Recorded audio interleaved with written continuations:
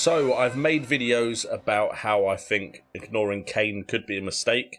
I've also made 2 videos recently about Jadon Sancho joining the Premier League and the possibility of Erling Haaland or another world-class striker going to Chelsea.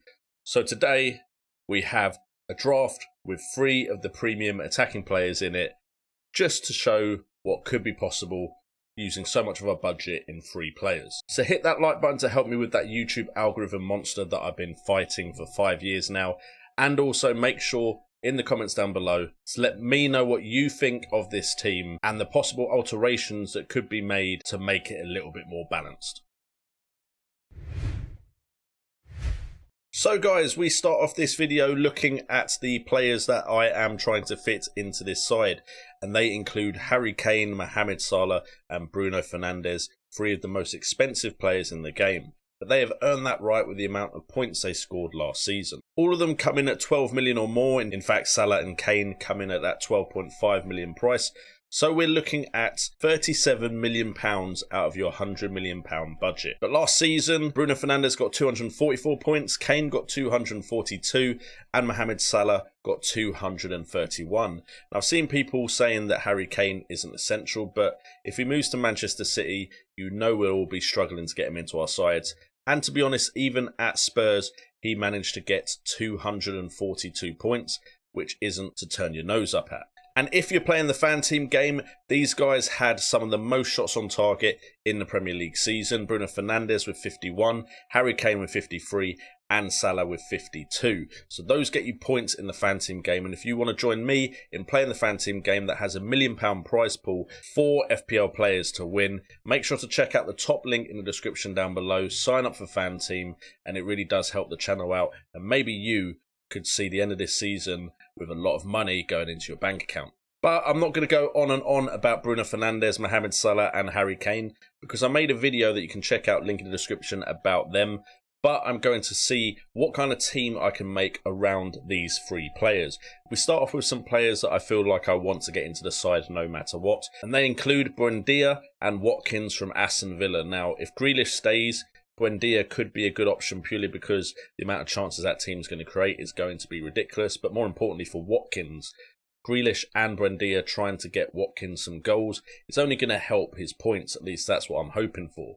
Last season, Watkins managed to get 165 points in total, getting 97 shots on goal, with 45 of those shots being on target. His expected goals was at 16.81, so he actually underperformed his expected goals. And he also chalked in with 9 assists in total, which was above his expected assists at 8.22. The reason we're making sure Buendia gets into this side is because at 6.5 million, I think he provides some of the best value in midfield if he does do well at Aston Villa. Of course, we might have to change him if he doesn't do that well to begin with, but there isn't too many options at that 6.5 million price that I'd want over Buendia. The other midfielder and striker, well, Tony comes in just because of his value and his record from last season at Brentford. We could go for other strikers, but I think if you're going to go 6.5 million or lower, Tony probably is your best bet. And of course, if he doesn't do that well, because of his ownership, you may have to get off of him very quickly. But Tony is the risk we're taking to fit those other 3 premium players in. And Rafinha at 6.5, you could potentially go down to Harrison to save 0.5 million. But Rafinha looked great last season, and I expect him to move on and get even better this year. From only 30 appearances, he managed to get 133 points last season. That's with 10 assists in total and 6 goals. So we're looking for him to get even more points this year. And at 6.5 million, I think potentially he's been slightly underpriced. And then we go to the defence, and the 3 that are locked in are Sanchez from Brighton, because trying to fit these 3 premium players in, we need a cheap goalkeeper. We've got Fofana, because at 4.5 million for a Leicester City defender, I think that's ridiculous value.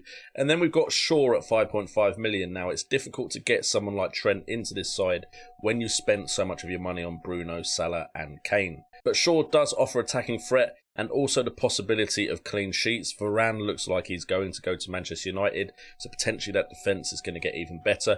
You also got 5 assists from 72 key passes and 7 big chances created, and he managed to also get on the score sheet. And after the Euros, potentially he could move on to do even better this year. And then the final man in the defence is Matt Lowton. Now look, 4.5 million, Apart from Fofana, it's not that easy to pick one. Lamptey unfortunately looks like he's picked up an injury. He may have been my choice here, but Loughton is someone that we know who has been in this league for a while now, got 100 points last season from 1 assist and 1 goal, but potentially Burnley in certain fixtures can pick up clean sheets. But Loughton is nothing to write home about, and ideally I would prefer someone else there. Maybe a different option will present itself. But then also on the bench, we've gone for cheap players, of course, because we have fit in those premiums. We've got Steele, who is Sanchez's backup. We've got Gilmore, who could provide great value at 4.5 million in that Norwich side. Now he's moved there on loan. Ayling from Leeds, I reckon if Leeds can do as well as they did last year, he should get some attacking returns. I'm not 100% sure they'll be as good defensively as they were at the tail end of last season, but Ayling at 4.5 million offers value in my eyes. And Williams, we're still hoping he gets a loan move somewhere, because at 4 million there's pretty slim pickings.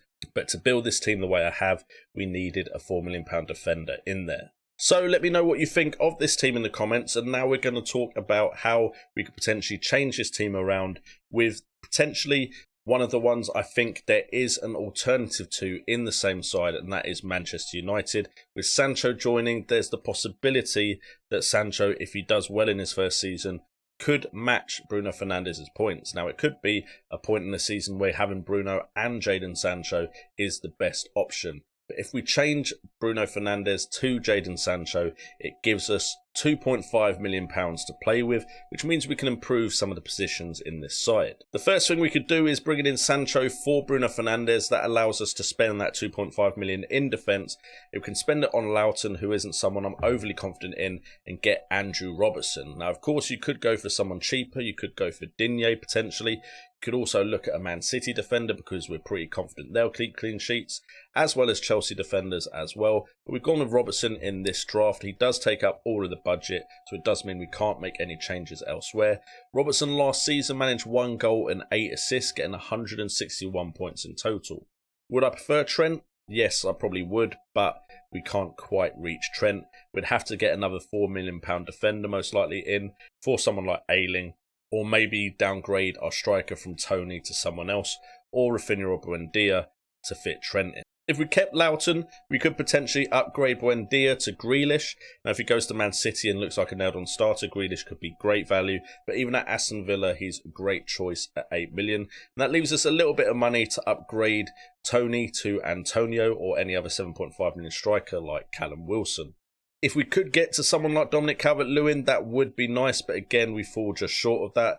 But this side does look decent, as does the one with Robertson in. And then the final choice we could make with that money is we could get someone like Maddison in for Rafinha. That's only a 0.5 million spend, which gives us 2 million to spend on the striker position and upgrade Tony to potentially Patrick Bamford, who of course had an amazing season last year. Again, in a game like Fanteam, Bamford had 48 shots on target, which would get you significant points in that game, but you've got 17 goals and 11 assists with 194 points in total.